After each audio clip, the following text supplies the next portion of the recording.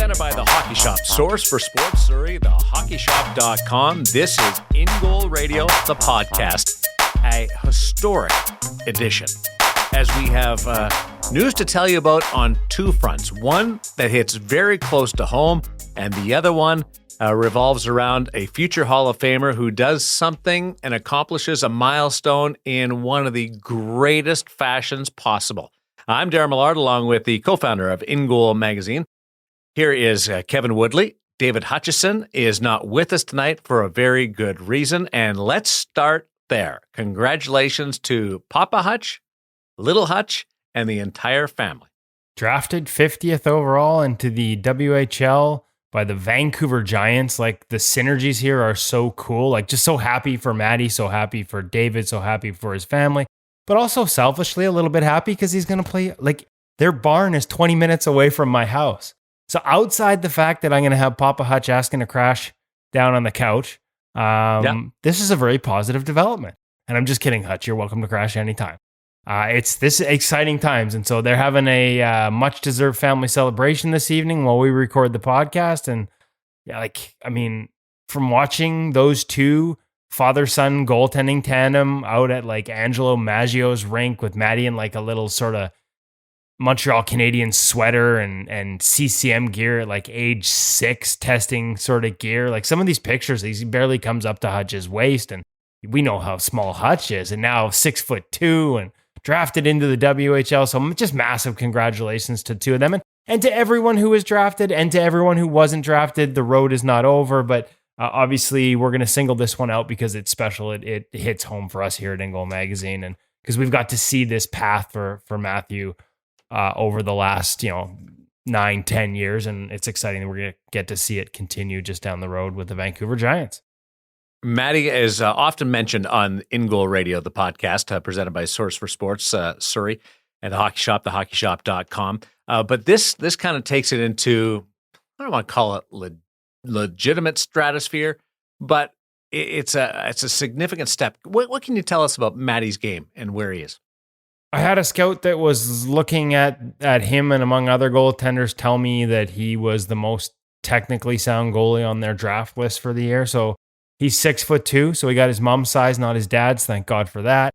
Maddie's a kid who just, I don't know, he loves the game. And it's ironic to me that the scout identified him as being so technically sound, because to me, and in some of the highlights I've seen, and I got to be honest, I haven't seen him that much, right? Like, so This is a rudimentary report. I love that he's willing to go outside the box and battle. And there's an instinctiveness that when you hear his dad sort of share some of the details of how he sees the game, there's an innate ability and an instinct there that goes beyond the technical stuff that is so easy to identify and just sort of adds another layer to it. I think he's just a kid that loves the game. He loves the position. He still plays other sports, right? He played baseball last summer, golfs. I love the approach that the two of them have taken throughout this. I think all the opportunities, and he's had opportunities to work with lots of different goalie coaches over the years, probably, through in part due to InGoal. But, the one thing that jumps out to me is it always seems to be him that's driving that bus and wanting the opportunities, as opposed to this isn't the crazy hockey parent making his kid do all these things. This has been driven 100% by Matthew because of that genuine passion I talked about for the position. He just seems to love it. And a thing that I like the most is the smiles. He's always seems to be having a smile on his face. Congratulations to Matthew Hutchison, drafted into the Western Hockey League by the Vancouver Giants. Any chance the Woodley family steps up and is his billet? Are you too far away? Oh, we're really close. We're just not really a billet type family, but we'll have to have that discussion. I might have to have that discussion with the better half before we have it over the air publicly here at InGoal Radio. Because there was we were keeping track of Brandon, and I thought my dad might be the billet for Little Hutch if he ended up all the way out there. But close to home. We do have a spare bed. The problem is I end up getting sent down to it most of the night. So unless Maddie's into cuddling or the couch, we might have an issue there. Congratulations also going out to Marc-Andre Fleury, who becomes the third goaltender in NHL history to reach the 500 win mark. And it's historic, and it's something that he was very passionate about achieving. It was one of those, a number of years ago, milestones that he had circled, and he does it in Montreal with a perfect performance over the Canadiens, and he gets serenaded by the crowd. What a cool moment. Yeah, and just his hometown or his home province in Montreal and the fans recognizing the moment and a shutout and a chance because it was a 2-0 game to enjoy it as opposed to a 1-0 nail-biter, and for the crowd to separate themselves from cheering for the Habs for a moment and recognize this homegrown icon is reaching a milestone like that. I don't know that it could have gotten much cooler for him. And it's funny. We talk often about the greats, and the one thing that comes to mind is how they're constantly willing to and actively seeking out ways to improve their game. And so this was shutout number 69 for Marc-Andre Fleury. He had his 68th here in Vancouver against the Canucks just a couple of weeks ago, and managed to talk to him a little bit after that. Because during his post-game presser, somebody asked him, one of the local beat reporters was doing a story clearly on Kevin Lankinen. And he asked him, hey, you got some great quotes about what a great kid he is. But then he just asked him at the end, hey, anything you've learned from him? And I think as you hear that question, you're thinking in your mind, come on, Marc-Andre Fleury's about to get win number 500. What's he learning from Kevin Lankinen? But he's like, no, yeah, there's a couple things. And he talked about post-play. And then he goes, I don't want to bore you guys with the details. And I'm literally sitting in the back of this sort of the scrums. It's no longer a scrum, right? You're in this Zoom room when the teams are on the road. I'm in this Zoom room, and it was kind of the last question. And he was wrapping up, and I don't want to go into details. And I'm like, no, Mark, Flower, details. And so he actually talked a little bit about it. And then when he wrapped up in there, me and him stepped out in the hallway and had a longer chat. And so in a nutshell, Flower's gone back to an overlap on sharp angle plays. He's squaring up in a butterfly on them rather than using RVH. And he explained to me how he feels like in RVH, he's not getting that top corner over the shoulder on the short side sealed.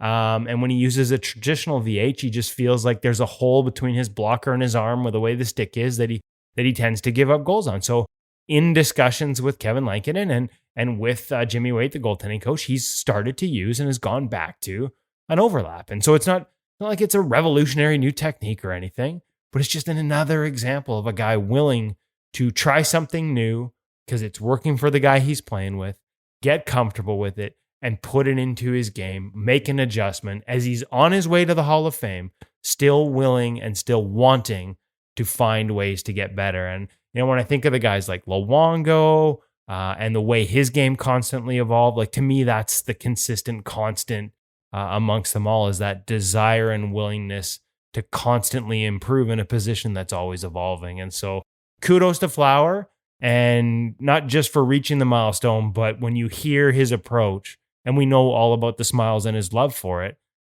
he's not done yet, right? On the right, if he, the right team and the body holds up, Patrick Waugh's next at 551, and I fully expect him to make a charge at that. All-time record is Martin Brodeur's, and that is almost untouchable at 691. It will take something special by somebody, because it's not going to be, with all due respect, to Marc-Andre Fleury, unless something goofy happened. But plays till he's 41, 42, maybe. Man, he doesn't. I'm telling you, you've seen him. He doesn't look like he's 37 years old. Well, if you're going to get to 691. That's 200 wins, 191 wins. 5 more years at 40 wins. You need to be on a great team for 5 more years. Yeah. 42. You're probably right. I love the guy. I love Marc-Andre. I do. But I'm pretty comfortable in my assessment that he's not going to get there. Hold on. Phone's ringing here at the InGoal offices. Is that Alan Walsh? Yeah, how exactly. Alan and I have had conversations before. He can reach me directly. He's done that before too. Let's swing over to, and we want to get to a couple of other stories that are percolating around the goaltending world. But do want to mention that Connor LaCouvee will be our feature interview, brought to you by Sense Arena. He's a Vancouver Island guy. He's playing over in Finland, a really cool journey. That's coming up. But first, a little mention as we creep up towards Christmas from our friends over at Source for Sports Surrey, the Hockey Shop, thehockeysshop.com. Yeah, don't forget, make sure you check on the website before you order. They've got all kinds of gift ideas. We had the gear segment last week. It's online on our YouTube channel. You can find it on all our social media. Looking at sort of a nice little top 10, quick 10 gift items that you can get from Cam. Again, shipping has been a bit of a challenge at times here in the Lower Mainland because of the flooding that sort of cut off Vancouver from the rest of the world. But they've found ways for the most part to get it out. Just make sure you double check before you order that you're going to get it and get it in time under the tree. And so no better place to get your Christmas gift than at the Hockey Shop, thehockeyshop.com. You name it, whether it's a $20 accessory, repair work for your mask, a goalie block to help keep a stinger away from the finger, a stick, or a complete set of pads and gloves. They've got you covered. Whether it's brand new and the latest or something that's a couple years older and on sale, whether it's for you or the goalie in your life, make sure you check out thehockeyshop.com for all your gift ideas. And that includes undergarments, Darren. We're going to get to the gear segment right now this week. And this is an item that ships quite easily. It's an item that I think Darren Millard would have on his wish list. We've got all kinds of different things here, not just the padded stuff that we've talked about in the past, but Cam went through the whole thing. Core shorts, stuff that's not padded, just designed to take heat away from you. Just trying to make sure you're well equipped. We've all gotten Christmas socks, right? Sometimes we get the pajamas, like that's a stock gift. If you've got a goalie in your life and you're looking for a gift item and forget the pajamas, get them a proper set of goalie undergarments. Cam's going to walk us through a few of the best options this week on the gear segment. Live from the Hockey Shop, source for sports. Check it out at thehockeyshop.com. Here's Cam.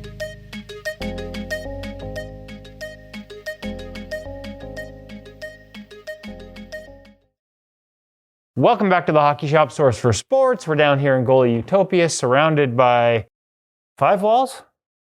4 walls. I mean, hey, you're down here just as much as me now. Counting's an issue. Good news for me is I don't have to worry about counting any more than higher than 2 or 3 on most nights. Unlike you, when you're playing hockey, you got to get up to the double digits.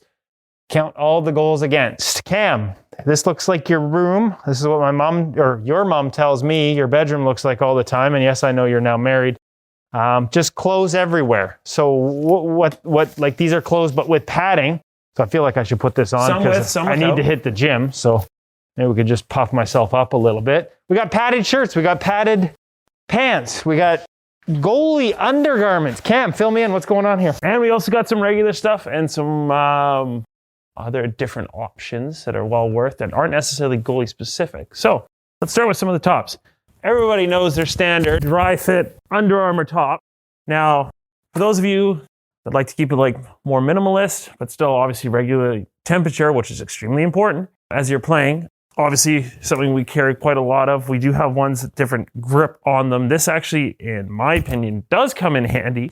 I hate the feeling of my shoulders, or not my shoulders, but my elbows slipping and moving inside my chest protector. So it does give you a little bit of grip on that side. Some guys aren't going to like it. Some guys are. This is why they have preferences. Me personally, I like a little bit of grip there because I like it holding steady and in place. So I personally actually quite like these with the grip on them. Again, another option, one more non-goalie specific one that I like to cover is actually these Bauer turtleneck ones with the B&Q neck guard in the upper portion. So that's cut proof? That is cut proof. So why this is important is for myself, I wear an uncertified neck guard, so a non-B&Q neck guard, but I still want the skate protection. So I actually personally do wear one of these. This gives me that skate cut, but I also still get a standard neck guard because I don't like that feeling of something really tight choking me around my neck. So I wear this a little bit loose. I wear my neck guard even looser, but I still have all that skate protection. Yeah. Now, with that underneath, do you also wear a padded shirt on top of it, or have you got enough natural padding? Me personally, I do not. Folks, he didn't even see that. He didn't right over his head with that shot. No, I just gloss right over your stupid jokes now. Okay. So for those of us who do like a little padding, we got one more before. Are you going to show the court? Okay, we're into the padded shirts now. We're still in the padded shirts. What have I got here? I got the CCM model. Just looks like a lot of traditional foam, like sort of standard foams, but laid up in a way that's going to puff me out a little bit and give me a little nice rib protection, some chest protection, shoulder. Ribs, upper breastplate. If your chest is starting to wear a little bit thin, a little bit older, or you are looking for a little bit of a beef up, we've actually got 3 options for you. Kevin's holding the CCM. I have the Vaughn SLR padded. Obviously, a bit of a different shape to each one. I have one more with the V9. Vaughn Velocity. These ones I find, like again, much like a CCM, this is just a traditional foam. Like it's not, we'll see in the Bowers later, they've got a proprietary foam in there. But when I see a lot of guys wearing this in the NHL, what I notice is this is not just an added layer of protection. This is an added layer of bulk. Like it sort of makes your chest, like it fits and sort of sits loose and big. And I would imagine would make your chest protector sort of sit that much higher and away from you, which does add protection on its own because you're introducing that sort of extra layer of air. The air gap is a real thing. It's important. If we shrink wrap goalies' chest protectors, you're going to feel more shots.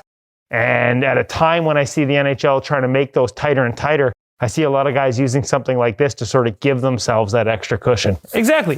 You know what? And again, you called it out. There is more so a different aspect of looking at it. Again, I'm strictly looking at it more of a protection base. But yeah, if you're looking to gain a little bit of an advantage, puff up that chest, puff up that shoulders a little bit more, hey, here's a great option. One quick note with the Vaughn V9, all of those pads are removable and you can replace them, change them, move them around, double beef up an area if you really wanted to. That's something specific to just that protection piece. Not something on the SLR, not something on the other ones. And a good look at the foam inside, sort of just, traditional foams. Like it's gonna provide you with a layer of protection, a little more breathable because it's holy. I bless you. Christmas One time. more. We're gonna leave that one for Cam to put back together later. Perfect. I did. Sorry, I said 3, but we do have 4. I kind of figure we're saving the best for last. This is my personal bias. I like you got one of those. That's what you. I do. I got the pants as well. I like the pour on. I just find that from a protection standpoint, having that impact absorbing foam, same type of thing, same type of material you'll find in a lot of your more expensive, higher end cell phone cases. It's just another layer of protection. Not as much of it. Did you just compare yourself to a high-end cell phone case? He's that padded up and protected, folks. Look for Kevin to protect your iPhone. So anyways, as I was saying, maybe not as much padding as some of the other models, certainly not as much as the Vaughn, not as much as the CCM in terms of the areas. I would love to see a little more sort of in the front underneath that throat, but this is the one I trust. It's got nice protection on the ribs and just feel a lot safer in this thing. Here's where the minimalism still actually helps and works well in this situation. Again, if you're not looking for that extra bulk, but you still want that protection stand piece, don't go further than that Bauer Elite padded shirt. Pants. Again, as I said before, you do have your still standard Under Armour one if you do want to keep it, minimalist. However, there are things that definitely key into the goalie that aren't necessarily goalie specific. I've picked up these Bauer core shorts, core pants. The technology was something you actually saw in Under Armour, and then as an independent brand, and now Bauer's brought them on and brought them into their protective or undergear lineup. Tight compression, especially focused on the groin area in particular, really providing some extra support as you're moving around. And this is very key, especially for goalies. You see a lot of those groin injuries and things like that by hyperextension. Having that tight wraparound compression really helps to cradle that muscle and help to stop it from hyperextending and creating those injuries. I didn't realize that Bauer had invested in that technology. I got to be honest. I still have an original pair of core shorts when it was just the core shorts brand, even before Under Armour had their version of it or purchased the rights to it. Mm-hmm. And just I won't go on the ice without it. It makes an incredible amount of difference. Just sort of, obviously training and doing your work is the most important thing, but it's like an insurance policy against groin injuries, just that extra layer of sort of keeping everything compact and intact. Though obviously you can extend yourself and still stretch out and put yourself in vulnerable positions. This just kind of sort of gives you a little extra help keeping things together. And I have a little trouble as Hutch has demonstrated with photos. This is talking from experience from the both of us. Keeping things more together. So coming from the heart, 100% as it normally is. But if you do have questions on that, you feel free to give me a call, 604-589-8299, and we can talk about what core shorts are going to be the best for you. They do have shorts as well if you don't want the full, because I just wear the shorts and then also wear these bad boys over top of the shorts because I like, again, the pour on, like the way they've done this around the knees. wraps around and underneath, just an added layer of protection. Makes you a little taller when you're in your butterfly, but just sort of cushions that blow as you drop to the as ice. You're dropping, yes, especially some of the hard cap knee pads. It's a nice addition. Yeah, and again, just there's technology in there. This isn't just a layer of foam cut. It's got some real impact absorbing technology that will help save your knees and maybe even your hips a little bit. And one last one. Wait, Eric. It is a tough one to say. That's why I left it for you, Cam. So this is one that comes all the way down into like use sizing, which is some of the ones, for example, we don't unfortunately see in the Vaughn. I know I'm pointing at the Bauer because the Bauer actually does have a junior sizes for the pants. Neat thing about these guys, Kevlar protection for the back of those calves. This is something that comes and goes. It really depends on injuries that get highlighted within hockey media. I've seen some pretty gruesome ones over the past. Play him in the media. Hey. Unbelievable. Oh, that'll happen, right? I didn't say it was fake. It's not fake news. People get cuts. They need cut protection. And which is why this product exists and why there is that Kevlar protection for the back of your calf. Another quick call out for these guys as well would be the back padding. So this is going all around the back of your leg and behind your knee. Areas that are left vulnerable by most of the padding we have as goaltenders is in front of us. So you can take a stick, you can take a whack. That's a little extra protection. It also lines up too with where your straps are lining up on your pad. So it gives you a little bit of extra cushion in between. So you're not having much of that irritation from the strap grabbing into the back of your leg. It's also got the other part that we really liked about this. We've got a full review on these at InGoalMag.com. This is more than just a branding label. It's much like those parts on the Under Armour shirt that sort of grip to your chest protector. This grips around your knee pads and just helps keep them in place. And it may seem like a small thing, but in our testing, our reviewers really liked it and felt it did a really good job. Perfect Christmas gifts. You still have some time. Sizing charts on the website at thehockeyshop.com if you're not sure what size the goalie in your life needs. Perfect stocking stuffer or an extra item under the tree for the goalie in your life. Or frankly, to be honest, might just have to buy some more myself. Don't forget, these Bauer ones can be tough to find. Cam's got them here at the Hockey Shop and thehockeyshop.com. Make sure you check them out and order early so you can have it under the tree in time. Quick note for those out-of-towners that will be looking to have product shipped, please keep an idea on our website for the most up-to-date shipping information and notifications. Obviously within Vancouver. And we have a major flood. It's a little tougher to get stuff out of here now. It's been a little wet around here, so please keep an eye on those shipping notifications. They'll give you an idea of what we're looking at for wait times and if we can make it under the tree or not. So please get after it as soon as possible or give us a call to double check on those timelines. And the number again? 604-589-8299 or 1-800-567-7790. All right, Cam. Just like your mom tells you, clean up the mess. Oh, yeah.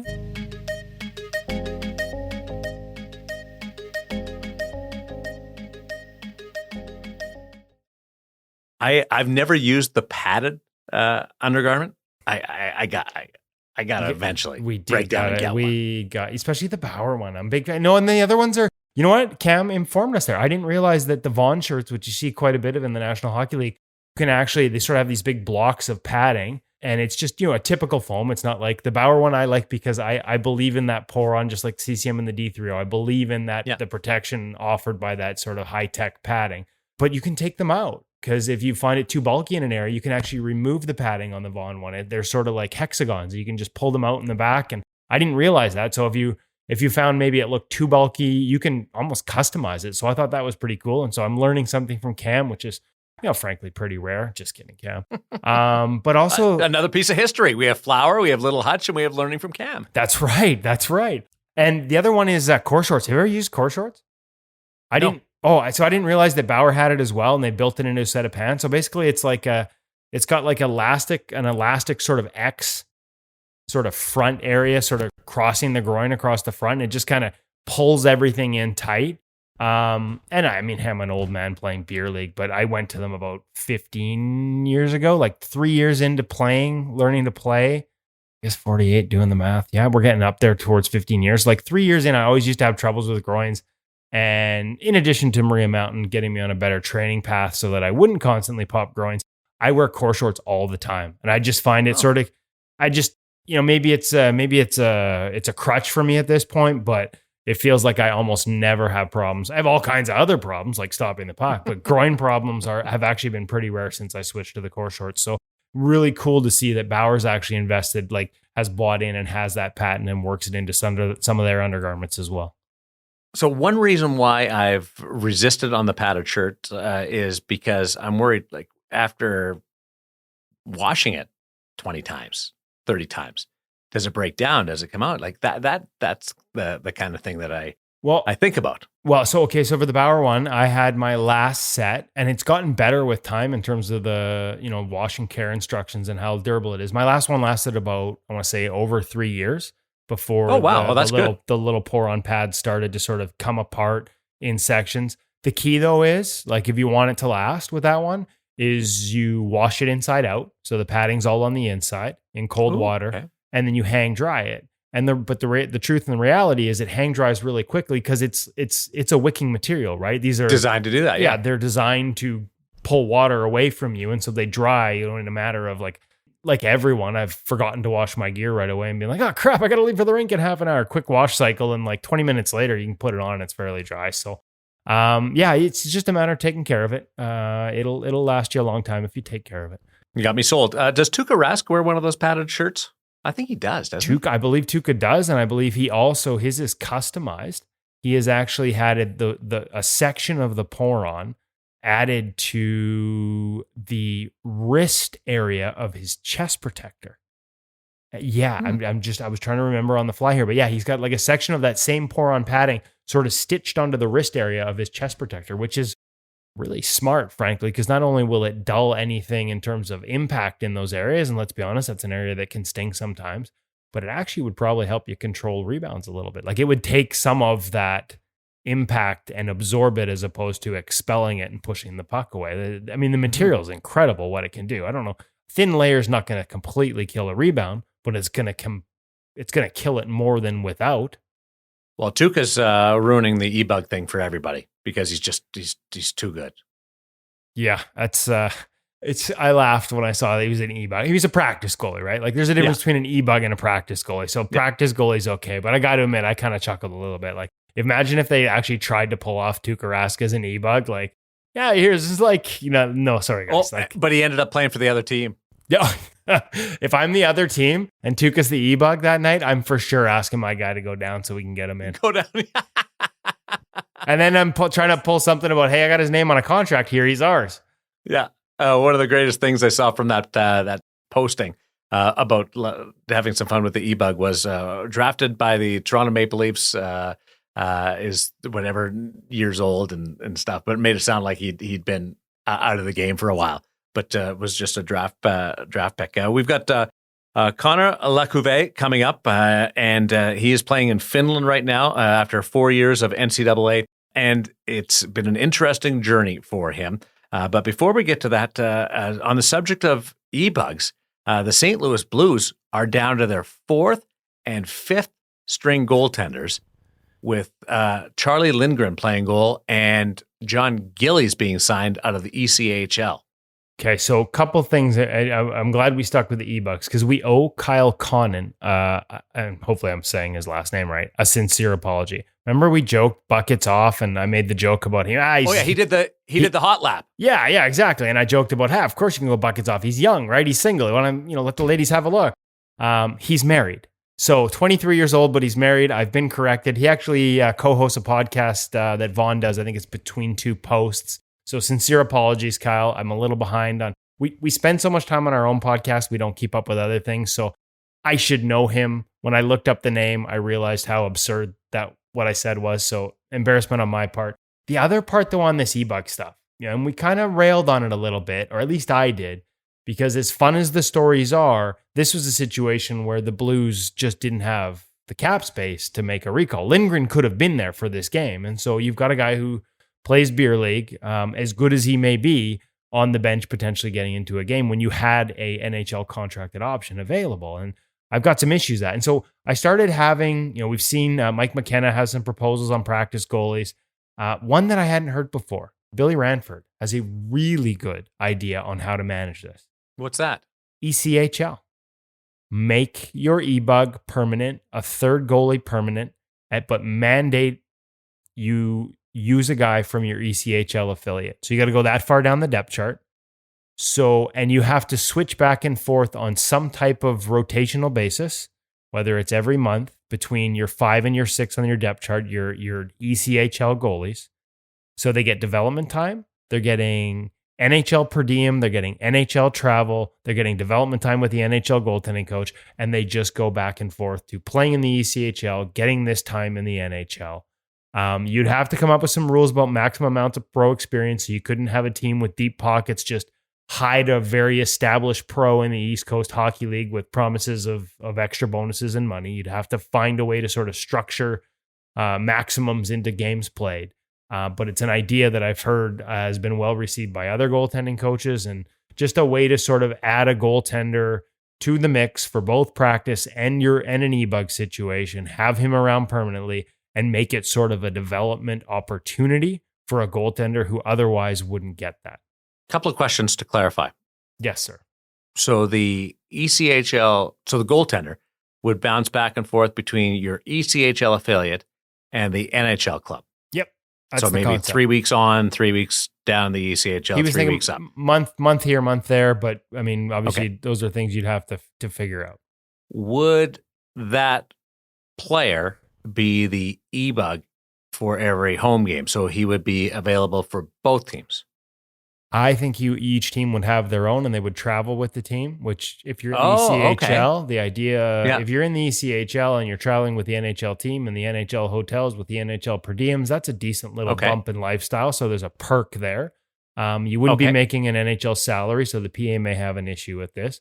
Yes. But you would be traveling. And so no more of this, again, with all due respect to Kyle, Tampa Bay area goalie with lightning bolts on his pads, doing the hot lap for the St. Louis Blues. You would actually have a guy that was a part of your system. And again, you'd have to structure some rules so that teams didn't find a way to use this to their advantage as a way around the cap.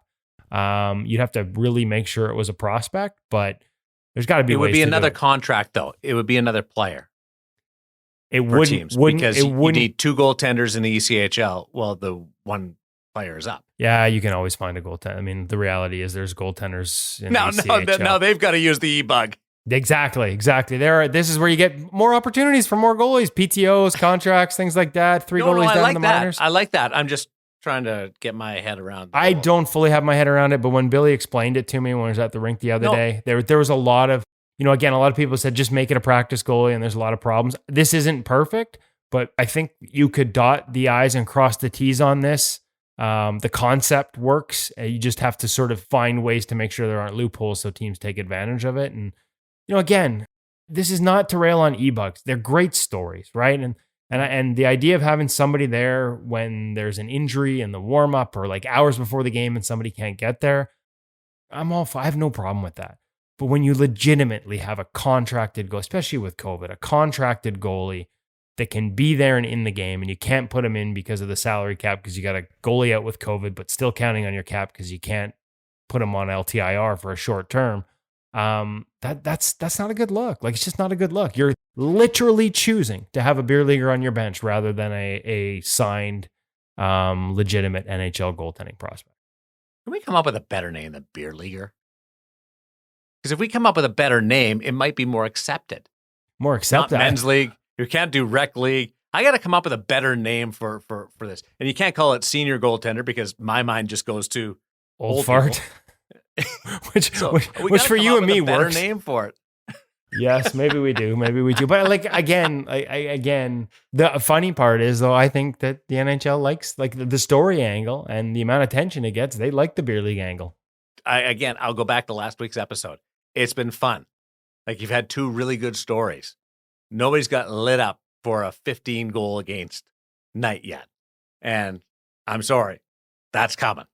It's going to happen. We're living in the glory years of the e-bug right now. And that first person is going to get torched. Well, yeah, because if I end up in there for sure, it's going to be like 15. And I found out recently that I was next on the list to get a call for a potential e-bug spot here in Vancouver. Really? Yeah, because they have a deep list. Like they've got it well planned out. UBC goalies, they've got everybody got hurt. And the UBC team was away, and all their next options, like 3 guys got hurt within a day of the game last Saturday.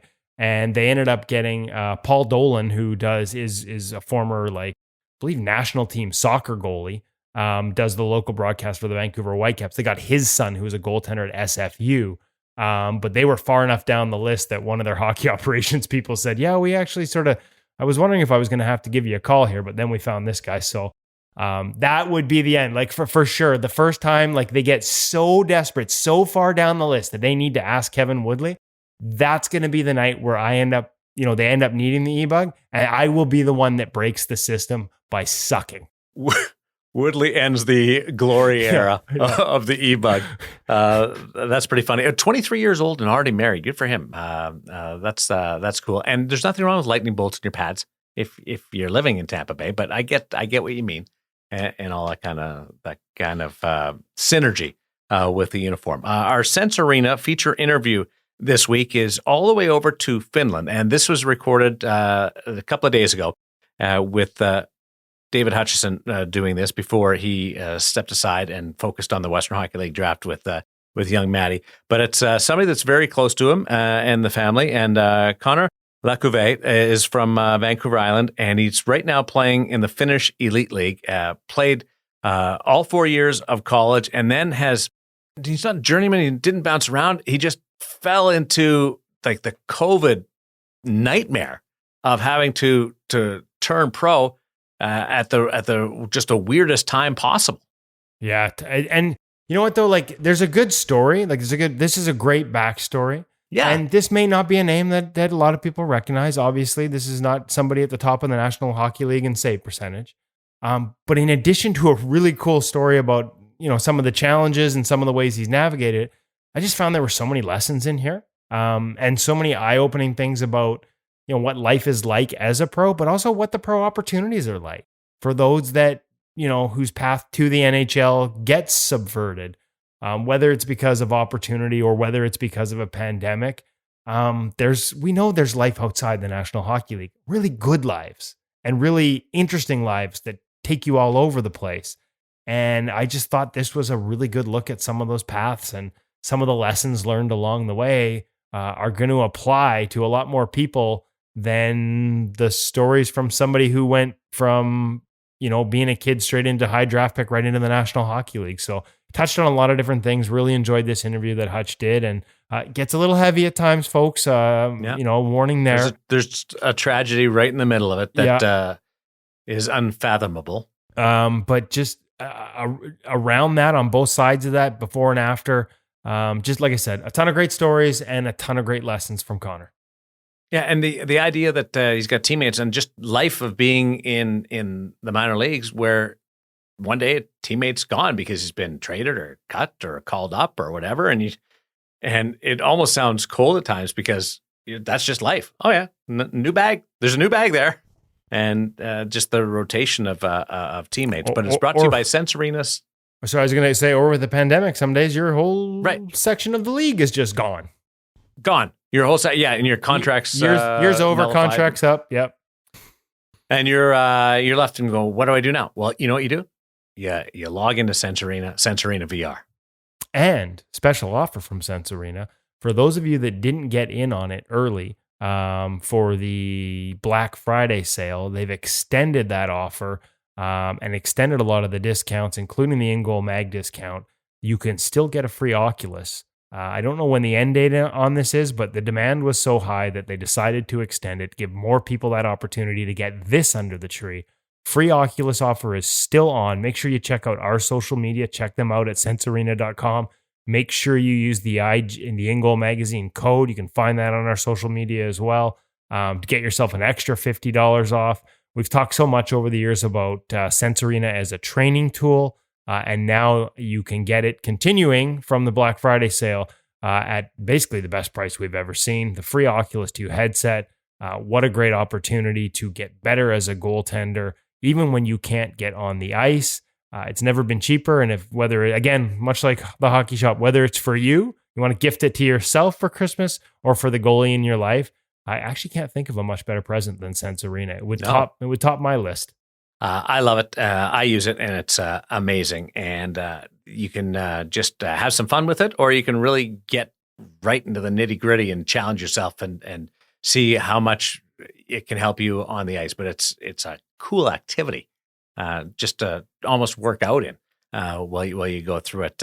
As you listen to this interview, maybe just if you've got your phone or your computer handy, just do a search at Elite Prospects, whatever site that you use for career statistics. But Connor LaCouvee is just a cool story, and you'll be able to look at the journey on your screen as you listen to this conversation. And one thing was going to shine throughout. He is undeterred, and he is positive, and that is something that just from the very basic level that you could take from it, and then all the lessons that Kev just talked about that are underneath and just come one after the other. It's our feature interview brought to you by Sense Arena VR. Here's David Hutchison.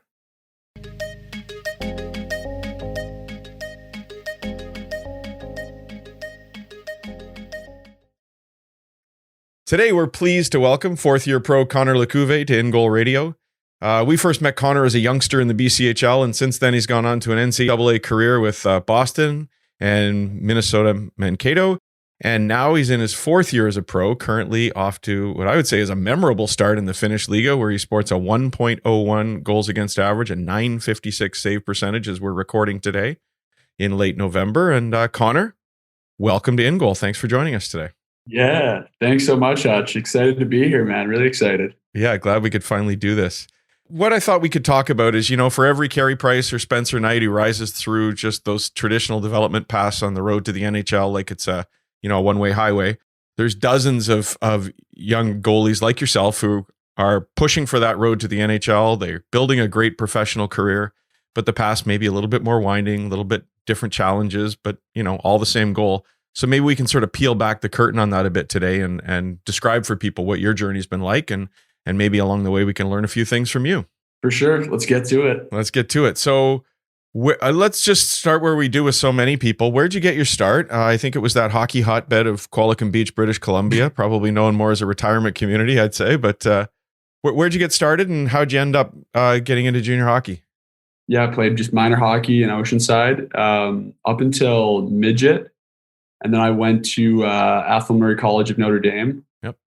So I went there out in Saskatchewan, Wilcox for 3 years, my grade 10, 11, 12 years, where I played on the the AA team my first year, and then on the top AAA team my grade 11 and 12 year.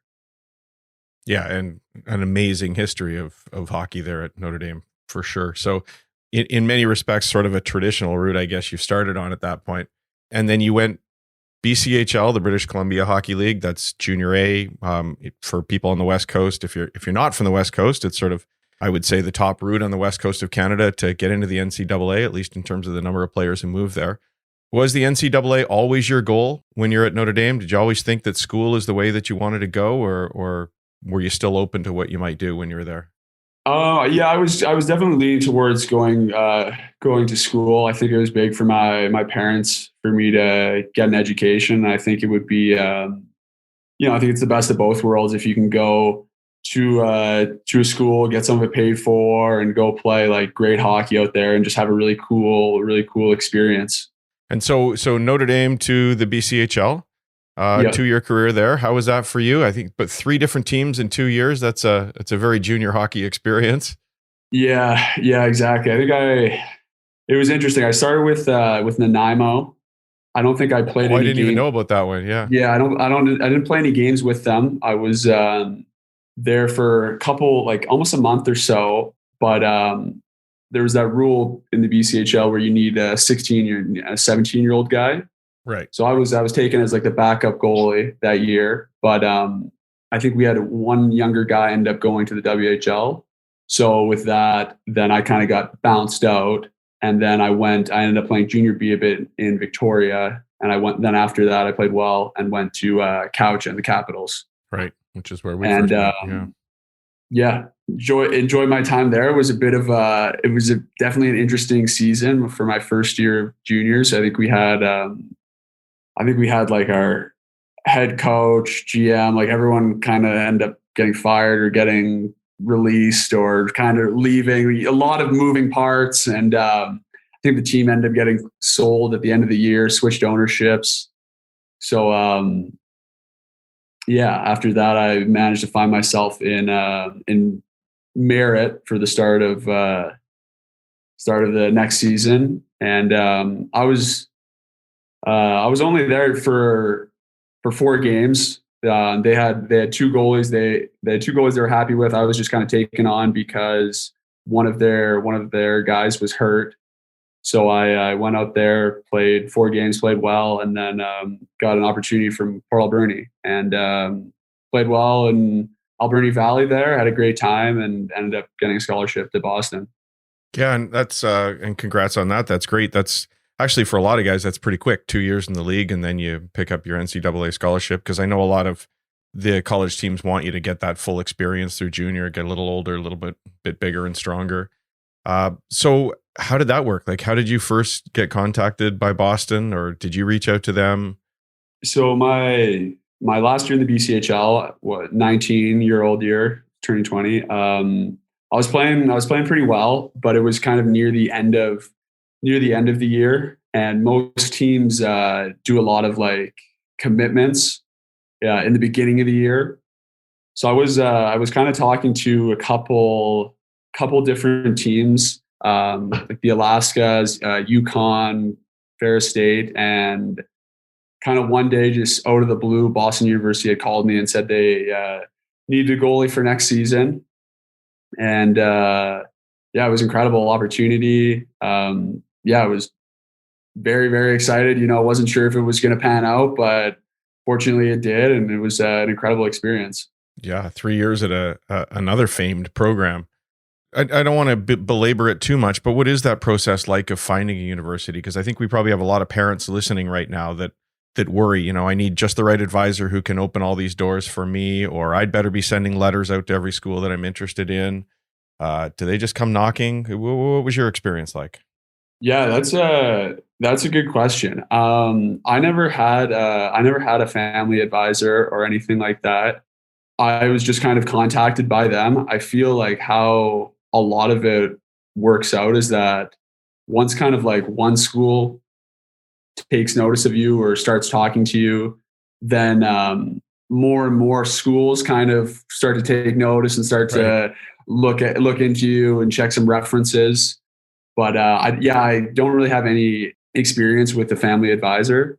Yep. I think for myself and my family, it was like obviously checking out where I was going to school. Like, was I living in a city or living, in an urban area, like off, kind of in a, what do you want to call it, college town? Yep.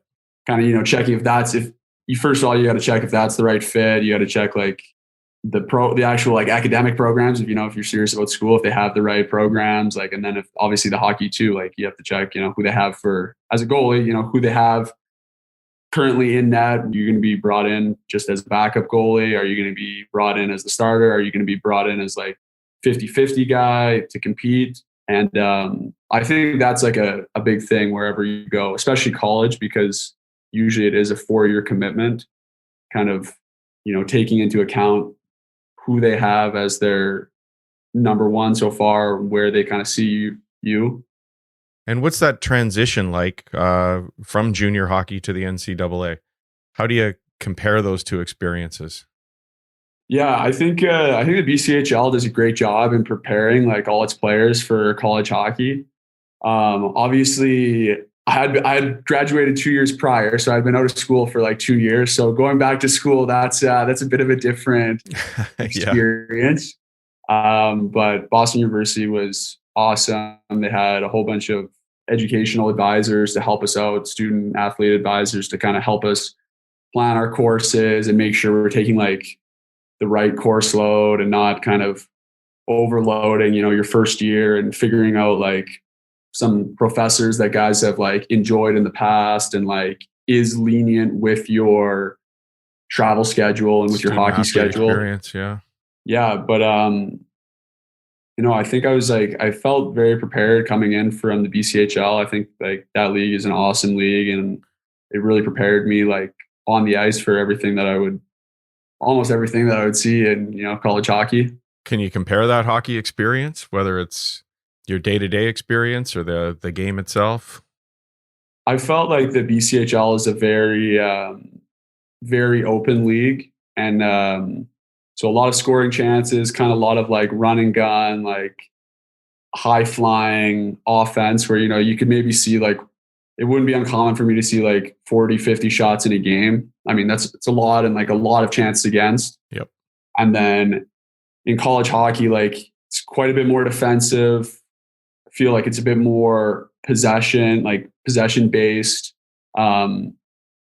Teams don't really shoot the puck just to shoot the puck. Teams will look for more and more scoring chances where, you can play some of these games where it's like 20, 30 shots, but you have maybe 10 grade A's or 8 grade A's that, are very tough to stop. With the BCHL, obviously it's like a junior development league. You're playing like, I think 60 games around there. Yeah, not sure how many it is now. Yeah. College, like it's a bit over 30 games. So in college, like it's very, like practice is very emphasized with the whole development process. Like they're really on you about getting your work in the gym. Like if you're a smaller guy or you need to put on some weight, if you need to put on some muscle, like they're very good about that. You know what I mean? They'll have you guys with like meal plans or guys with workout plans and really making sure you get what you need. I think for me, like a big difference was getting back and just to that routine of 2 games a week. Mm-hmm. And then the rest practices, because, in the BCHL, you could be playing like Tuesday, Thursday, Friday, Saturday, or something like that. And so it's a lot more based upon the games than the actual practices. And for a guy like myself that didn't play a whole bunch in my first year, I think I maybe have like a third of the games or around there. Like there's some times when, you don't play a weekend, you don't play another weekend, and maybe you play like the 5th or 6th game. So you haven't played for like 2.5 weeks. So like going back, I think just being able, like I would try and have a better emphasis of like practicing how I played. Right. Because I think, as, a somewhat young kid going to college and enjoying his life, like sometimes you don't think practice is the most important thing, right? You got other things on your mind. So, but it's your game. Yeah, exactly. And it is so important. And just being able to kind of have that mindset of like, this is my job, Yeah. What I like to do. And, being very present at the rink for those, 3-4 hours that you're there. How do you take control of that experience? I mean, you're going now to what you've described as a very different in-game experience. And they say there's really no replacement for playing games so that you can learn those patterns, learn those reads. But now you're forced to do that starting once every 2 to 3 weeks in a very short season. How, as an individual, do you take charge of that in practice so that you can be ready for that very different game? That's a great question. And that's something that I'm still learning to do. I definitely have gotten a lot better at it. But I think even like in my college years, I wasn't very mature about it. I think like I obviously everyone loves to play, and it Sure. It sucks not playing for 3 weeks. It's very tough to take a Monday morning practice as serious as a Friday night game. So I think for myself, like the first thing is just being in a good mood, being enthusiastic, and enjoying what you do.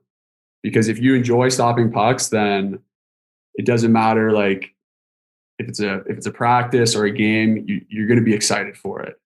And I think like trying to focus more on myself and what my game needed and what I could improve every day on was a big was a big factor in like keeping my head in it, keeping my practice habits good. Because I think once you start to, I haven't played in 2 weeks. Like, am I going to get a game in? Like, our other goalie's playing really well. Like, do I even know if I'm going to, once you start having all these questions and start like attributing your development to like external factors, I think that's when you get in a bad spot mentally, and then get in a bad spot, obviously, like physically, and then you don't play well. Did you have somebody to talk to about those things at the time, whether a relationship with a goalie coach or a mental skills person or something, or is this just the maturity of looking back on it? I think I would maybe have had some people, but I don't think I really dealt with it like the best way. I think it's a lot of maturity and just kind of experience of it. I think ultimately, like, you're going to have to learn that on your own. I think it would have been great if I had someone in that position. My junior year, I didn't play very much. We had Jake Ottinger, who was our starter. He came in, and Brian Eklund was our goalie coach. I think he's a development coach for Bingo in the American League right now. And he was great, ran us, worked the goalies hard, been in that position before, and he helped me a lot just trying to keep an even keel and like get to work on like specific things. And, even though I wasn't playing, we would still get on the ice and like continue to do skill development. And that was a big thing for me, just keeping myself in it and like still having fun with hockey. How much one-on-one time do you get with a goalie coach there? It depends. I mean, like Eklund was there like every day. Yeah, I don't think he maybe missed like one practice. So we got a lot of like work together. Just how it was set up at BU, we had ice available in the mornings. We practiced at 3 p.m., but we had ice, like, it was our rink, so we had ice available. So like you could skate in the morning and kind of blow off some steam, or skate in the morning and like just work on some skills and like your skating. And I would try and do that, and I think that was a good like outlet for me, just because you're kind of working on something, you're positive, you have that growth mindset where you're always trying to improve, you're always you're still enjoying the game. And I think that was huge. You went from your 4-year NCAA career straight into a pro career. I don't think everybody listening to this realizes how difficult that is. There are so many people competing for a limited number of jobs between the East Coast League and the American League. Teams have guys they've drafted that they put in different places. There's not a lot of seats available. Yeah, it's. I didn't realize, like, I don't think a lot of people realize how competitive even like the ECHL is now, especially as a goalie, because like most NHL organizations have 5-6 goalies on an NHL contract in North America. Yep. So like if you do the math, you got 2 in the NHL, 2 in the AHL, and usually at least 1, maybe 2 in the ECHL. So even to play in the ECHL as an undrafted or like unsigned goalie is like very difficult now because of how like strong kind of the pipelines are. Again, we talked about at the NHL level that experience of goalie musical chairs on free agency day and how guys have to grab a spot as quickly as they can for fear there might not be one available. That trickles right down, doesn't it? You must still today be going through that every summer. Yeah, it's do I go here? Yeah, it's always so funny. Yeah. Sorry, go ahead. No, I was just gonna say, yeah, it's spot on, because I mean, for all the pro goalies, obviously it's like the big dogs at the top of the NHL that get signed first, and then it's just that trickle down effect. So like a lot of guys like American League and ECHL goalies are sometimes waiting till like August to figure out where they're playing.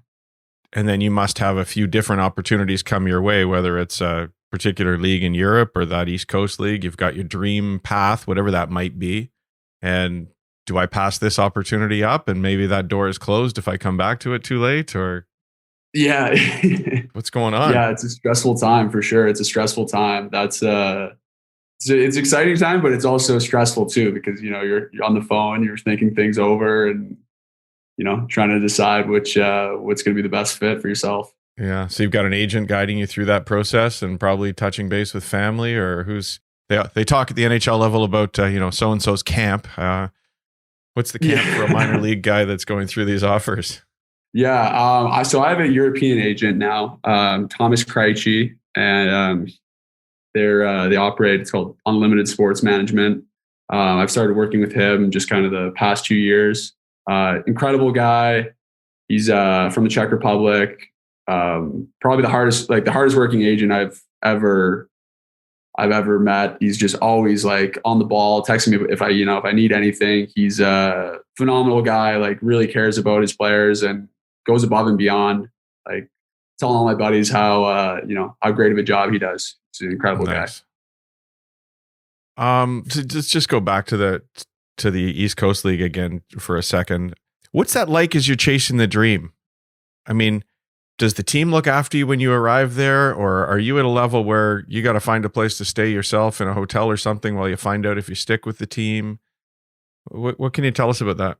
Yeah. So, from my knowledge, all ECHL teams have provide apartments for their players, provide housing for players. So they will they provide all like the housing for you. Whereas in the American League, you need to, go get your own housing once you get if you get a housing letter. Okay. So you're pretty well looked after the team. You're not sleeping in the back of your car hoping for that job. No, fortunately not. Although we've heard some stories from junior hockey that aren't far off that. Okay. So now you get your first shot in the American League. How'd that come about? And what's the difference? Yeah, so I got my first shot in Utica. I was playing really well in Maine. Got called up to Utica. I think that Demko was hurt. I think he had a concussion there. So and they had a goalie named Ivan Kulbakov, who was I think he was a draft pick, or maybe he was just signed by them or their American League team. But they kind of said like, hey, this is the guy we want playing right now. Like, we'll bring you up and you can kind of back up and just practice and, see how it goes. So I went out to sunny Utica and, well, you're from sunny British Columbia. So yeah, exactly. Went out there for like a month and a half. Just I was posted up in a hotel room there. The level of play, it's definitely a step up from the ECHL. I think like the biggest thing is you have like 5 players that are all a bit better than the ECHL players, but when the 5 players are on the ice together, it just kind of creates like a synergistic effect where it's like a lot quicker in that sense. AHL is quite a bit more systematic. Like you have 4 lines. It's a bit more professional, quite a bit more professional in some cases. Obviously, like having the NHL club, like having that money and that like development money to supply you with things like, like basic, food and like travel, more like bigger travel budgets and team expenses like that. So a lot more professional in that sense. It's a great league. It's a largely like developmental league.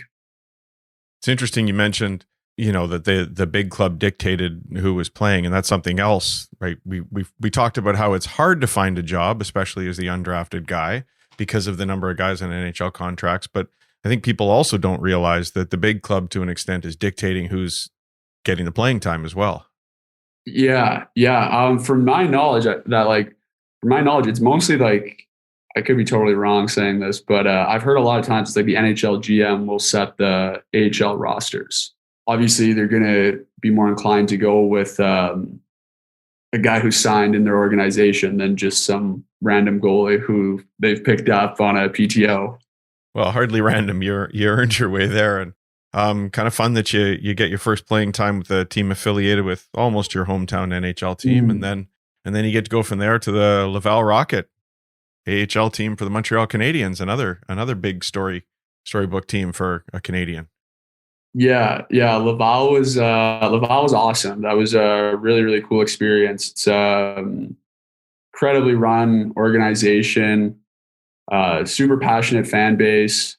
It's just very, very professional. Can't say enough good things about my time in Laval. I really enjoyed it. yeah, obviously being associated with the Canadians, like their Laval is about like 30 minutes, 40 minutes away from Montreal, like very well funded team, very passionate fan base. Like it was a really cool experience. Super nice facilities, like all brand new. It was it was awesome. So, and we know the goalie coach there quite well, good friend of InGoal's, Marco Marciano. Okay. You've been through a lot of goalie coaches now with all these stops in the first few years of your pro career. What's that like each time you come into a team?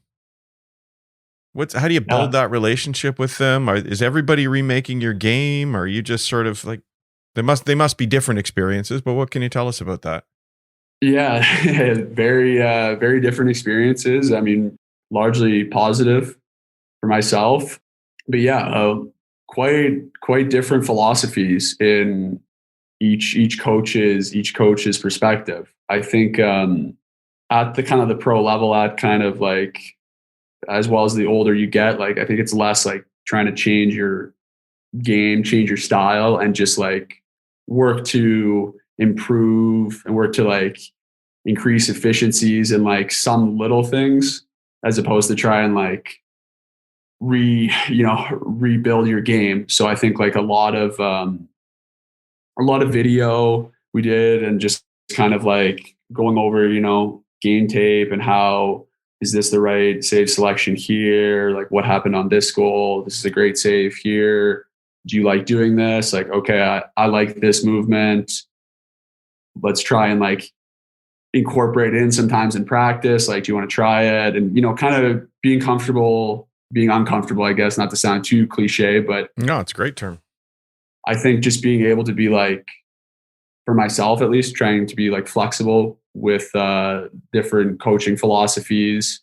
And I take it as like a blessing too, because you're getting to see all these different philosophies, and obviously they've worked for various different goalies, and it's just kind of, you take in everything, you're respectful to them, obviously, but at the end of the day, you're in the net and you kind of have to make decisions on what you choose to do.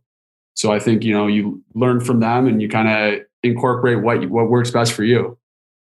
Is there anybody along the way from a goalie coach perspective that was particularly memorable in terms of that experience, where you got in there and you're like, wow, I really click with this guy. I'd like to stick around here for a little while.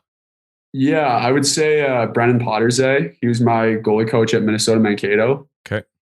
So my last year of college hockey, he's just a super great guy, stellar dude, great mind for hockey, great goalie coach. He's actually the University of Minnesota Golden Gophers goalie coach now.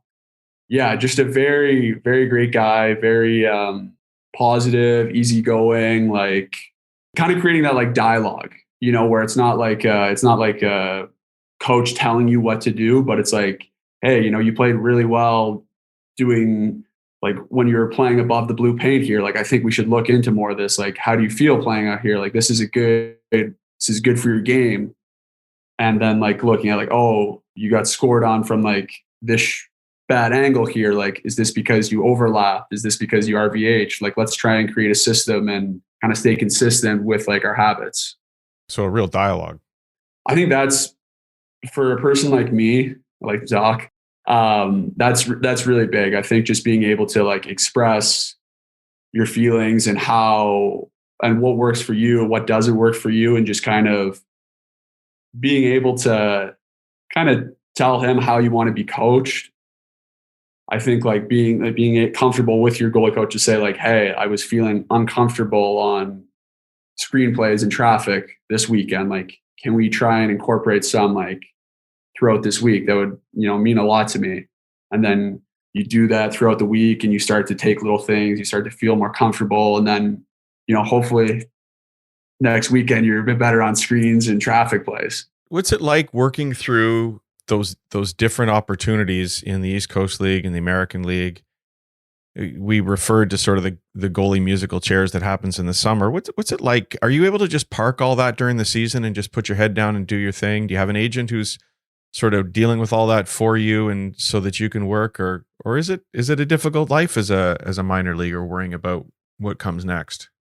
Yeah, to be honest, it's definitely, I mean, first off, it's the position that I'm choosing. You know, I chose to be a goalie, chose to play pro hockey. I get to, you know, pursue my passion every day, get to play a sport for a living. So that's phenomenal. You can't complain too much about that. Kind of once you start to not realize that or take away from that, then I think you're kind of done. But I will say, probably applies to kids. Sorry, that probably applies to kids like all the way down. Like, you might not be happy you're on the Pee Wee B team, or you might not be happy that you're not on the midget AAA team, but you're playing a game and you don't know what's coming next year. You got to make the most of it and enjoy the experience. Oh yeah. Like, I think that's a huge thing that I always try and keep at the front of my mind, that like, I get to do this and it's my choice. I mean, I talk to a lot of my buddies like back home, and it's, you know, very stressful working lives, you know, 9 to 5, and just kind of, oh man, must be nice playing hockey and playing a sport. And you know, puts things in perspective for me quite a bit. But what took you? I mean, I guess it's the COVID season that opened up the door to Europe for you. Mm-hmm. And how did you end up going over there? Yeah, that was kind of wild. So in the summer, I had signed a two-way American League deal with the Hartford Wolfpack, and the affiliate team would be Maine. The ECHL team would be Maine. So I knew if I didn't make Hartford or wasn't called up to Hartford, I would be playing in like a very comfortable place in Maine. Great guys, great organization. So I was happy with that. COVID kind of rolls around. The whole Northeast division of the ECHL states that it's not going to play. Wow. So all those teams don't play for the season. At this point, I'm kind of wondering, like, what does that mean for me? So you find out that, I don't even know what time it is. Maybe it's like October when this kind of happens. We find out that like the American League like training camp is going to start midway through December. And like, it's been just kind of getting like push back, right? And so I'm kind of like, wow, this is not looking too great. I kind of ask Hartford if I'm if I could go to Europe to maybe play a couple games or for a month or two before the HL training camp, and then kind of see where I end up there. And I had a team picked out, and they wouldn't loan me out. They wouldn't allow me to do that.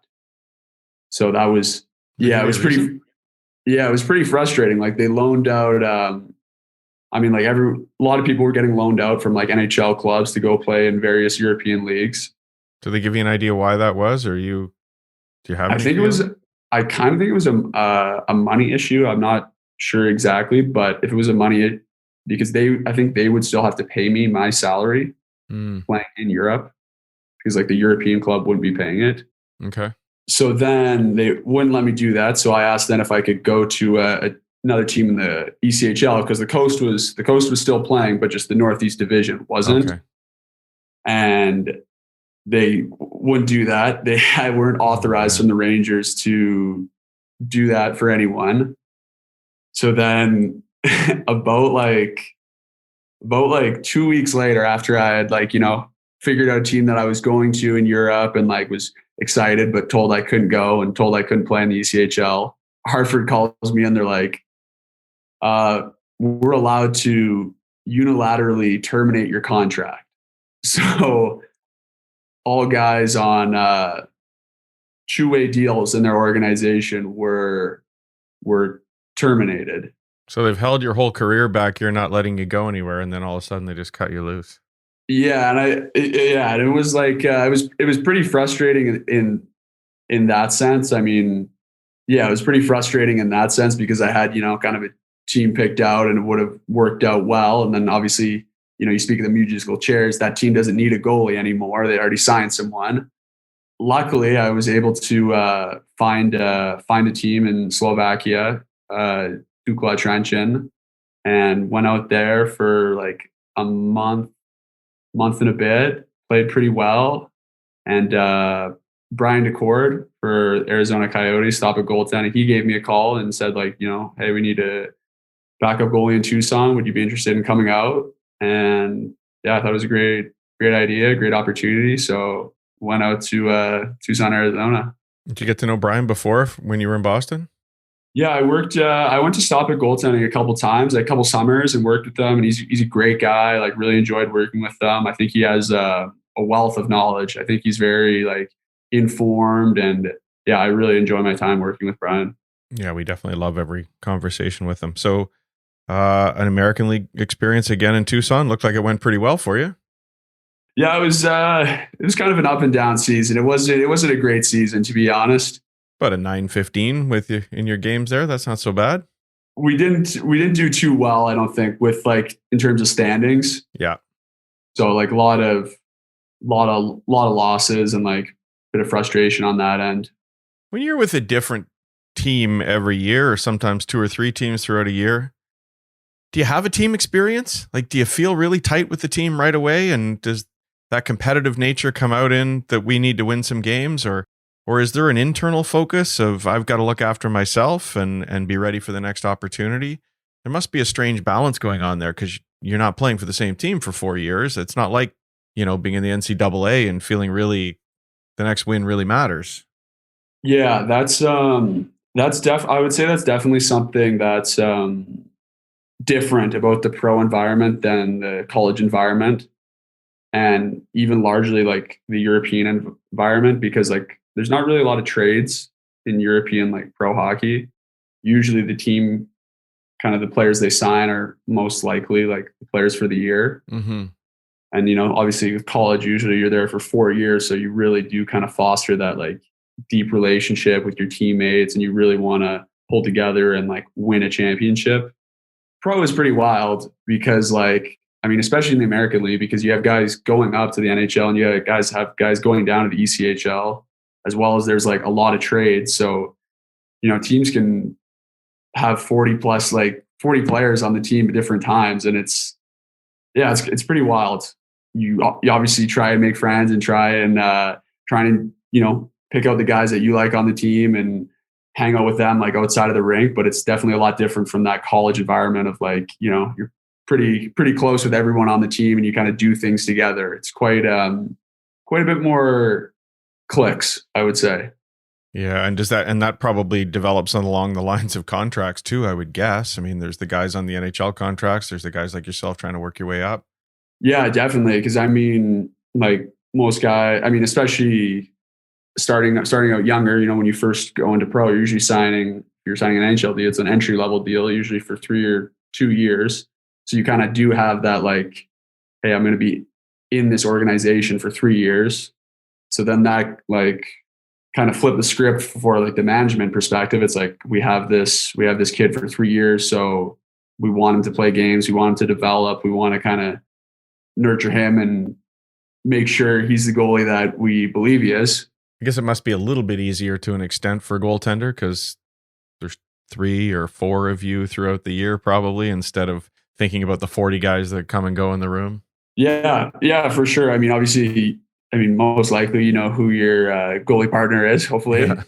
But in terms of guys, it's like pretty wild. People, new bags in the room all the time. Guys leaving, and it happens so often that there's not really it's not like there's like communication between like the players. Like, oh, hey, we're calling someone up, or hey, we're sending someone down. It just kind of like happens. You show up to the rink one day and like someone's gone. It's a bit like the BCHL days. Yeah, exactly. Yeah, it's is it pretty much been the similar experience with every team, or is there an organization who manages that well? You don't have to name names, but does anybody manage that process well for a team perspective? I think there are. I think a lot of it is like more so the guys on the team, how they kind of handle it, opposed to maybe like the management and kind of like the coaching staff, because obviously they have their say and tell the guys we're gonna have a different lineup and different players inserted. But I think just like having a good group of guys and having them being able to be flexible in terms of like in pro, like it's crazy. You can be playing. There's been a lot of times where I've been like last year in Tucson. There was went from starting against Texas, was supposed to start against Texas. Aiden Hill got sent down, and he played the games. I was out in the stands for the weekend. So you go from starting goalie to third string goalie like very quickly, and like I think it's just trying to obviously like on the individual to be like flexible and be a good guy about it, and don't be bitter and not be upset, and kind of bring down the team atmosphere, because it is a team game after all, and it means a lot to the guys to be a good person, not just a good goalie, whether you're playing or whether you're not. You can be ready to be a mental skills coach when you retire. You've been through so many experiences. Well, I'm learning a lot from Pete Fry. I just started working with him, so there you go. Yeah, hopefully. And Pete was kind enough to put us together, so he's a lot of fun and does great work. You've had quite an experience in Europe this year. Yeah, it's pretty wild. I unfortunately had a pretty tragic situation with my team in Bratislava. We had unfortunately we had a teammate pass away on the ice, which you never expect anything like that to happen. No. It was definitely one of the toughest things I've ever had to deal with. Oh, I'm sorry. Yeah, it was super, super sad situation. And I mean, to make matters worse, our GM ended up committing suicide like 2 days after our player had passed away on the ice. So it was just tragic. Yeah, an absolute tragedy. Like it's you never think of anything like that. You never think anything like that would ever happen. And it's just it's crazy that it did happen. I mean, they were both such great people, and they're in a better place right now. But it was yeah. How do you manage that time? Is the team providing support, or you? Yeah, that was. I mean, luckily we had a great group of imports, so really close group, really great guys. So obviously, like being able to kind of talk it over with them, just kind of I guess share in that tragedy, and just kind of like try and reminisce on the the good things about Boris and Dusan, and yeah, it was wild. Oh, it's so good you're able to share. And thanks for sharing with us, because I know that's not easy. So out of tragedy, now comes something fantastic. You've had to make the move to Finland because the team shut down, I understand. Yeah. And now you've made to the top league in Finland, and you're tearing it up in your first 4 starts. So congratulations for that. And how's it feel to be making that big step now? Yeah, it's exciting. Yeah, thank you so much. Yeah, Finland's a great league, great organization here, really historic organization. Enjoying the hockey, enjoying the level of professionalism about the organization, about the league. Working with a great goalie coach here. He's been dialing me in, and who's the goalie coach? Let's get a shout out here. I'm gonna butcher his last name, but his name's Ilpo. I can't really say his last name. Ilpo. He's He played pro in Germany for 12 years. He's the current German national coach. Okay. Yeah, so he's a Finnish guy, but he played pro in Germany, got his passport there, and now he's the German national goalie coach. So he'll be there for the Olympics, and he's absolutely phenomenal. Very dialed in, very easygoing guy, and love working with him. Nice. What's he brought to your game? We're just kind of trying to work on like some depth management, and just setting those feet, just making sure you're set before, each shot. Depth management being quite different, I would think, in Europe with the larger surface and the more pass sort of game. Yeah, it is. I think that's a kind of I don't want to say like a misconception that you might need to play deeper, but I think it's almost, in my eyes at least, like I think you can maybe actually take more depth in certain situations. Oh, tell me about that. How's that work? I feel like I'm a pretty good skater, so I can usually move around the net pretty well. Obviously, you have a wider surface, but like sometimes if you can beat the passes in certain areas, you can take more depth because you have more time to get to your spots. So like I think sometimes with like D to D up on the blue line, like when you're looking through traffic. I mean, I feel like you can sometimes take more depth, like an extra, 6 inches just above your crease, just because, if you are a good enough skater, you can get across to that depth with a bit more time. And I feel like in North America, like obviously it's smaller, to take that extra step out in terms of depth wise. Like I feel guys just with the smaller ice making those quicker passes and like with better shooting angles. I think that's kind of a tougher thing to do. Honestly, that's at least how I'm feeling with a lot of these games here at first. I guess it makes sense because the passes are going to be across a much greater width, but you're still covering the same distance on the crease. Yeah, exactly. It kind of, in certain situations, yeah, I think it's definitely beneficial if you can take that extra depth, just because like I said, obviously there's more surface area for the puck to travel longer distance, but like you said, the crease is the same. So if you can like make powerful pushes to kind of the top of the crease in certain areas, then like you're in a lot better position than, sometimes if you have to be like in the blue paint. Emphasis on skating skills though, right? Because after that second pass, there might be a third and a fourth. Yeah, exactly. So emphasis on, holding your edges, staying on your feet, not just sliding around. I'm sure your focus now is 100% on your play for your team in Finland and what this year brings. Do you have an eye to a return to North America at some point? Are you going to enjoy that European experience for a few years? What's the future look like? Yeah, I'm just kind of enjoying it right now. I think we'll see what happens. Really, I'm just want to continue doing what I love to do, keep playing, keep making more money, and continue to kind of enjoy that experience. Keep playing, hopefully keep playing in better leagues. And if the opportunity arises to come back to North America, then if it's the right opportunity, then it'd be pretty special. But I know it's a pretty tough route, and just kind of seeing what the future has in store for me. Just kind of taking it one step at a time. I think largely you can't control that. So I think like just for myself, it's kind of what we talked about, just having like a growth mindset and just kind of like having fun at the rink each day.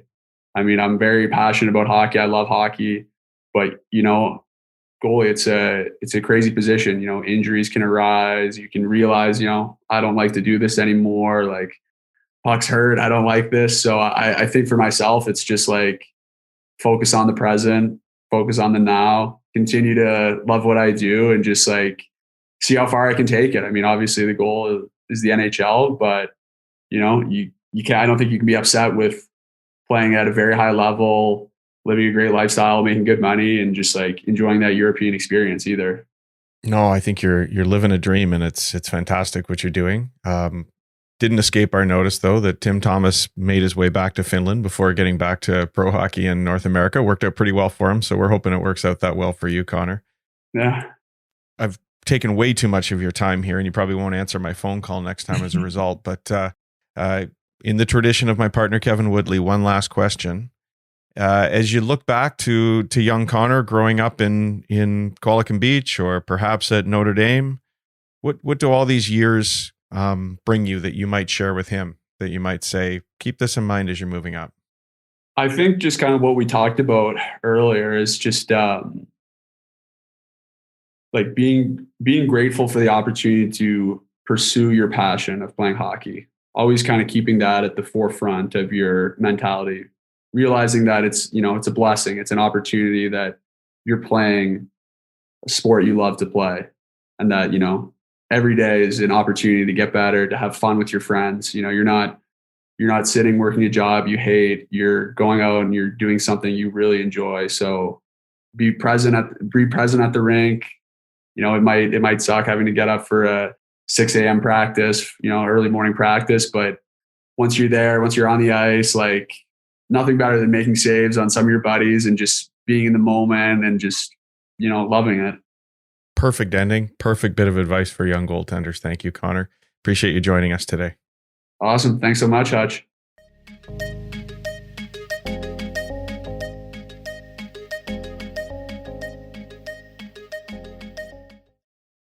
Connor, thank you. That was outstanding. And Hutch, we really appreciate you. Hutch is good at those. Like, he is smooth. His delivery, it's almost like I was thinking, it's like the questions are scripted in front of him. He's just so effortless in the way he delivers those cues. He's coming for my job there. That's 2 in a row. 2 fantastic pretty interviews good. in a row from David Hutchison. So we're just going to turn over the interview segments to him from now on. He's busy. He's going to be really busy. Well, I know, but now he can just go watch Matty play and just pick off the opponents every week, and we can just have like WHL feature every week. Hey, when Matty plays his first Western Hockey League game, do we have to get him on as the feature interview? We might have to. Let's think. What's going on over at InGoal Mag? Well, I talked about that Marc-Andre Fleury, what he's changed in his game, and so I'm gonna quickly type up for tonight now that he's reached 500 and pull out a couple video samples of how he's changed it and why and his thought process on that. So that'll be up soon. We've got new pro reads. We did a double whammy with Braden Holtby last week. We got a new one up with Ryan Miller talking about area passes off the rush and sort of how to set yourself up for them. And Ryan's got obviously a bit of I don't say a unique approach, but a little bit of a throwback. Like, it's not just early set square. Like, he comes into it with a little flow and times sort of his arrival and explains why, and does a really good job of explaining why. So that's part 1 of 2, because I actually went through 2 sort of area pass rush chances, 1 from each side with him. But he was so good. He went into 4 minutes on this one and like 8 minutes on the next one. So we're going to run those in consecutive weeks, because anytime you have a chance to listen to Ryan Miller talk goaltending, you take it. It's fascinating. Oh yeah. He just thinks the game at an incredible level. So we've got those up there. I have a new pregame warm-up from Jeremy Swayman that'll be up by the end of the weekend. We saw him just the other night here in Vancouver. Sway was here and had a really good game. Lost 2-1 in a shootout, but was exceptional. He's got like a .960 save percentage his last 3 starts. Watched him and Bob Asenza do something unique. After they did their warm-up in the net, they did their morning skate. Before he got off the ice, they went to the sideboard, sort of center ice, and just did a back-and-forth movement drill, sort of stop, push over in a butterfly, take a shot in a cradle as you're sliding, back to the other side, up, down, push across. And Jeremy after the game, Bob Asenza during the first or second period intermission, both looked at the video and walked me through some of the keys of that drill. We'll get that up soon. I have so many drills, Darren, and so much footage between the American Hockey League and the NHL. Folks, InGoal Premium subscribers, I promise it's coming. There's been some challenges behind the scenes here in terms of timing and life and a lot of things getting in the way. We got a little catch up to do, but for InGoal Premium members, there's going to be a ton of content coming out between now and Christmas, and including that one with Jeremy Swayman.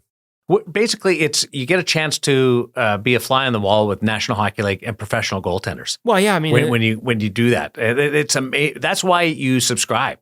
Yeah, and the thing is it has been, obviously the pandemic has been a challenge. Like, I can't wait till we're back in the locker, right? Like, so you're a little bit at the mercy of, like, if Jeremy doesn't have a really good game the other night, he doesn't come out post game, and I don't get to catch up with him. I probably would have had to text him when he's on the road, and that's a fine line you got to walk with these guys.